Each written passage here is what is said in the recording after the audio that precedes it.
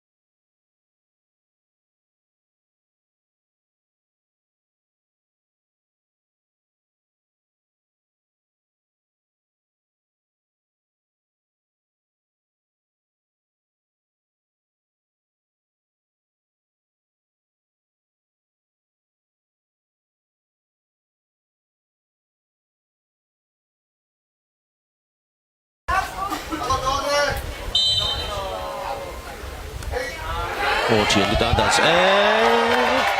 vào yếm về hát thì mấy mấy bé đã tan xuống nó free kick lọt xuống cái pa bộ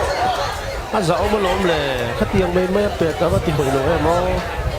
mi na tập turin free kick kan lọt xuống hát thì mấy mấy lom bé sắp khát thiếu kỹ chín tâm chín mi alo nia cầm tay bộ pu này pha tôi luôn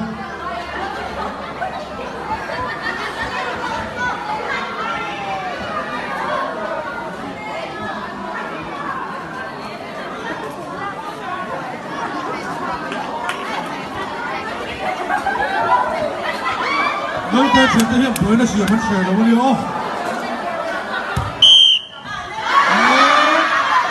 有可能有关水。